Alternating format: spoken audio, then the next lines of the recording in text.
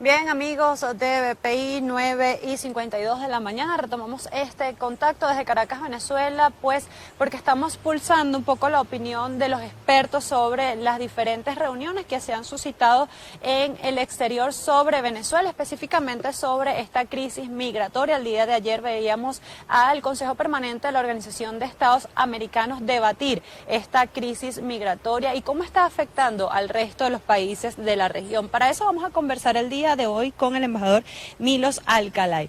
¿Cómo evalúa usted esta reunión? Ya los diferentes países, no es solamente por la preocupación de Venezuela, sino de recibir tanta gente que está huyendo de una crisis. Sí, bueno, yo señalaría que la evolución de la crisis humanitaria venezolana ha tenido tres partes claras.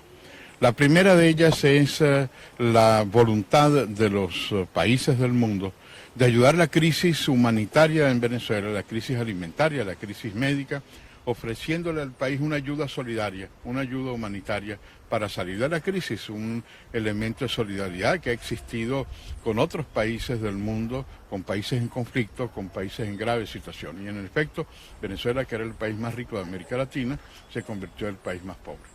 La negativa, la prepotente negativa del gobierno a reconocer esa realidad hizo que cientos de miles de venezolanos que estaban soportando y sufriendo la crisis humanitaria salieran fuera de la frontera. La segunda agenda fue entonces tratar de darle las posibilidades a estos refugiados de acogerse en los países vecinos. Primero fueron Cúcuta y Boavista, después fueron Ecuador, Perú, Chile, los demás países. La tercera etapa es más grave, porque ese flujo masivo, a pesar de que el gobierno lo niega, el régimen lo niega, ha hecho que colapsaran las instituciones de los países de América Latina. Y la tercera reunión en todas las instancias frente a ese masivo fenómeno de la inmigración, en la que hay que darles alojamiento, comida, en los que hay que darles educación, documentación, han estado desbordados. Entonces esta semana han habido varias reuniones en las que tratan ese drama para ellos. Antes era solidaridad con Venezuela, después era solidaridad con los venezolanos y la tercera etapa es solidaridad con ellos mismos, es decir, cómo salir de esa crisis que se genera en Brasil, en Colombia, en Ecuador, en Perú, en Chile, etcétera.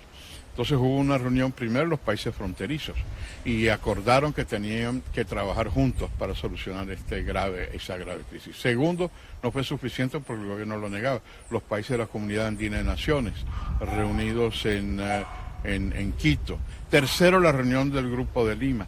Cuarto, la reunión del Consejo Permanente de la OEA. Y a pesar de ello, en la medida que se va avanzando, la negativa del gobierno de reconocer un drama humanitario continúa hasta el punto que el próximo lunes 10 de septiembre nuevamente va a ser considerado en el Consejo de Seguridad de las Naciones Unidas. Es decir, esto lo que muestra es una profunda, no solamente preocupación con lo que sucede en Venezuela, sino una indignación. La Unión Europea se ha sumado, ha señalado que dará un aporte de 35 millones de euros para solventar ya no solamente la crisis en Venezuela, sino la crisis que ha producido esa prepotencia del gobierno. Mientras tanto, seguimos en una situación en donde el colapso es cada vez mayor y la indiferencia gubernamental bolivariana es igualmente mayor. El día de ayer en esta reunión del Consejo Permanente veíamos cómo países como Bolivia, incluso Paraguay, todavía intentan pues hacer creer que esto es una especie de injerencia de la Organización de Estados Americanos, que todavía no se ha llegado a una crisis. ¿Por qué mantener esta posición cuando ves al resto de la región sufriendo pues la llegada de miles de venezolanos que ya incluso están saliendo a pie? Es absolutamente imposible evitar ver el drama que hay. Países como Bolivia y Nicaragua son los únicos que quedan porque ellos tienen regímenes muy parecidos. Son los que han sobrevivido al socialismo del siglo XXI, convertido hoy en apartheid del siglo XXI. Cuando tú no le entregas pasaportes tienes venezolanos de primera y de segunda. Envían un avión para traer a 90 venezolanos al Perú cuando hay cientos de miles de venezolanos y no ayudan a que estos venezolanos que sí quieren salir para encontrar una mejor calidad de vida tengan pasaporte, acta de nacimiento, tengan apostillados los documentos, tengan los requisitos, que lo que genera es una mayor dificultad para esos venezolanos que no tienen identificación. Entonces, 2 pesos y 2 medidas. En vez de ayudarlos a tener documentos, ¿qué hacen? Bueno, concentran toda la tecnología en el carnet de la patria para permitir una gasolina subsidiada en la cual le exigen a los que no están afiliados a quedar al margen de la Venezuela de hoy, y al mismo tiempo establecen mecanismos en donde no hay la voluntad de encontrar una solución. Entonces, claro, los otros países de América Latina, los otros países fronterizos, ven la preocupación de la indiferencia de un Estado que no cumple ni con la Constitución venezolana, pero tampoco con los acuerdos internacionales, y eso lo que hace es una fotografía de la realidad, salvo los poquísimos aliados que le quedan al gobierno.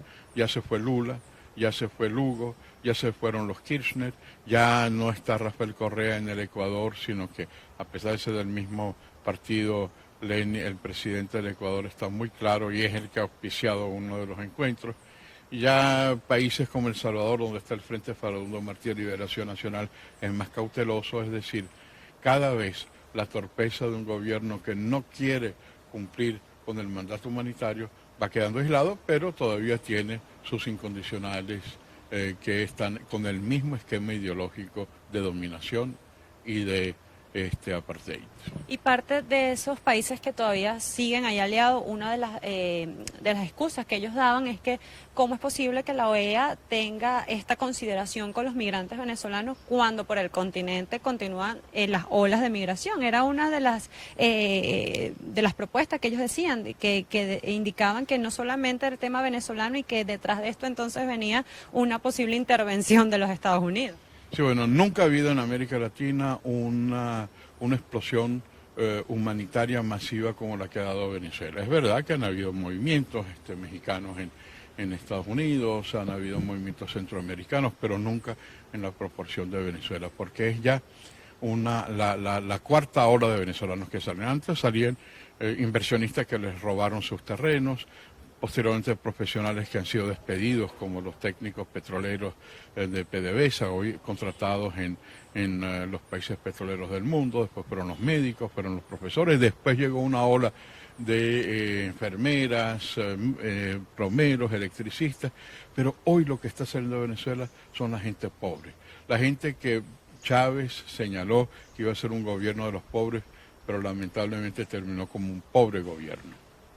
También quería consultarle, el día de ayer el embajador Samuel Moncada decía pues que la OEA no tenía la facultad para hacer este tipo de encuentro, este tipo de reunión. ¿Cómo califica usted la conducta del embajador en la OEA? Bueno, el embajador Moncada sigue las instrucciones de un gobierno totalitario no reconocido, cada vez más aislado, tiene múltiples sombreros. Ayer habló como embajador ante la OEA, el lunes hablará como embajador ante las Naciones Unidas, pasado mañana hablará como viceministro de Relaciones Exteriores para América del Norte. Es decir, es la demostración absolutamente caricatural de una diplomacia que no tiene idea de lo que están haciendo. Y esta visión de un diplomático, que más que diplomático es un comisario político, en vez de cumplir con los mandatos de la OEA, que por cierto, el mismo Moncada denunció que no creía en la OEA y que no iba a volver más nunca a la OEA, está en la OEA estableciendo lo que sí saben hacer muy bien, que es desequilibrar las instituciones. Pero no es suficiente porque la posición del secretario general fue muy clara. Y la solidaridad con Venezuela a nivel hemisférico es tan grande que se creó una comisión para evaluar la situación de las migraciones venezolanas, y como presidente de esa comisión está el exalcalde de Latillo, hoy en el exilio, David Smolansky, lo que muestra que cada vez hay un reconocimiento, una legitimidad de actores políticos que no son del gobierno, porque el gobierno no actúa de manera seria ni de manera institucional. En el panorama internacional, ¿cómo se avisora en los próximos días, meses, semanas? ¿Cómo se van a mover estas piezas? Vemos que ya la semana que viene el Consejo de Seguridad, que se lleve el caso venezolano al Consejo de Seguridad, tiene bastante peso, pues veíamos que lo que se debate ahí siempre son los temas de Siria, el conflicto israelí con Palestina. Que Venezuela esté en la agenda del Consejo de Seguridad, ¿qué significa eso? Y la tercera vez. Es la tercera vez y la primera vez en la historia que Venezuela como país entra a ser uno de los temas del Consejo de Seguridad. Esto es algo que el gobierno debería ver con mucha preocupación por las implicaciones que tiene el Consejo de Seguridad. Pero evidentemente esto es como una bola de nieve, que cada vez va teniendo una serie de situaciones más y más graves. Además del Consejo de Seguridad, está la decisión de varios estados de América Latina de elevar el tema de las violaciones de lesa humanidad al Tribunal Penal Internacional.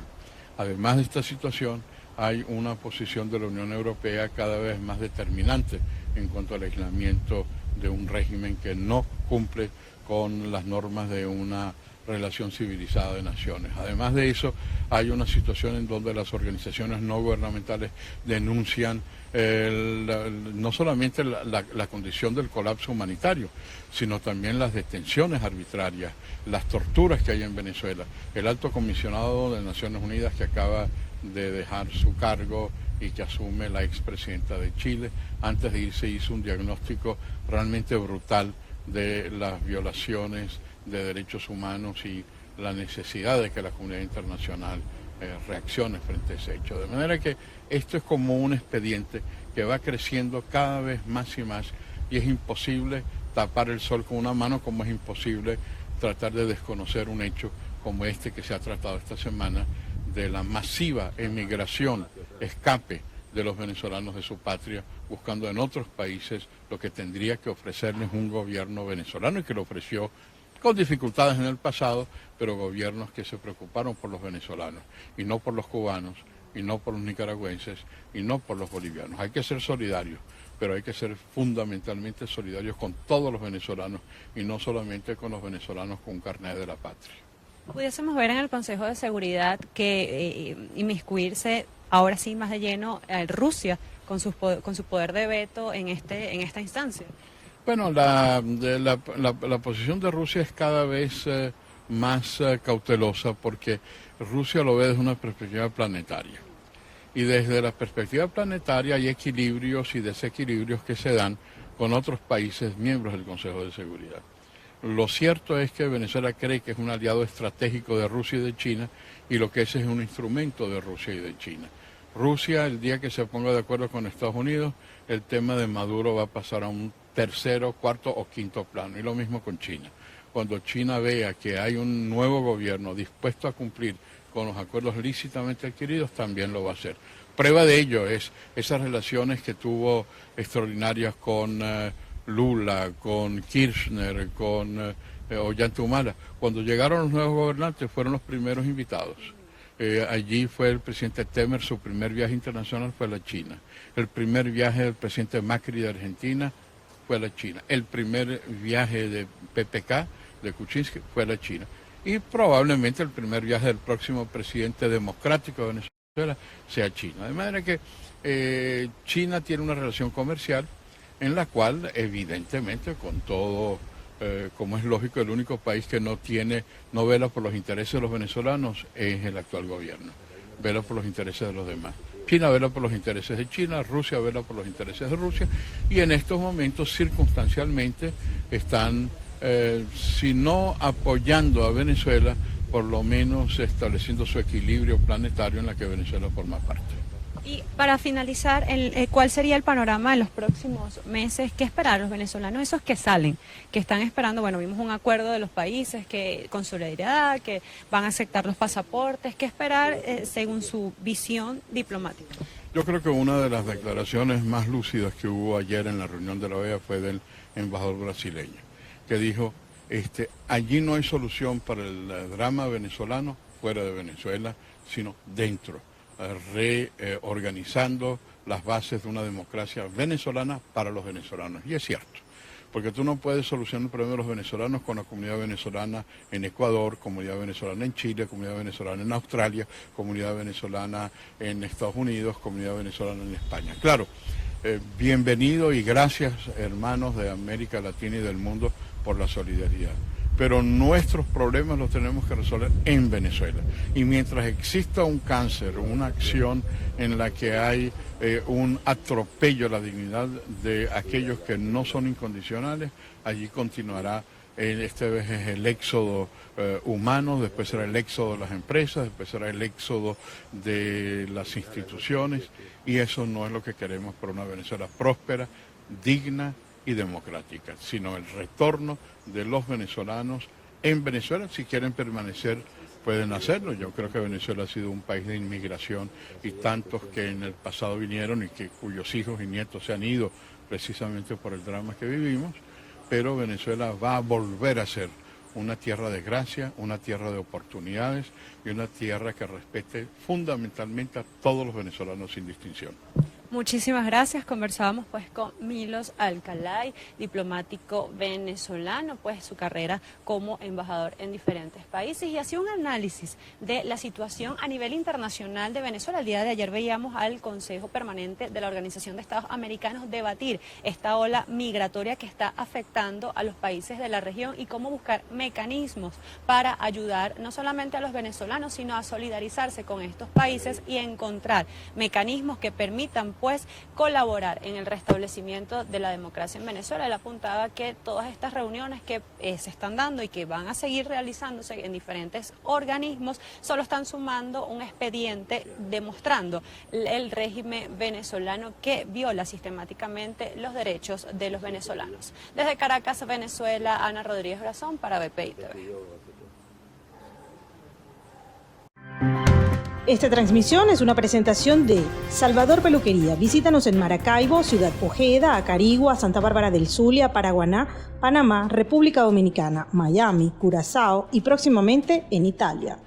Only for Men. Centro San Ignacio, Nivel Blandín, Caracas. K-Export. Envíos de carga aérea y marítima. Deja todo en nuestras manos. Estamos ubicados en la 8200 Noroeste, 30 Terras, Doral, Miami. Tranquility at Doral, Salón and Spa. Estamos ubicados en la 9566 Northwest, calle 41 del Doral, Miami.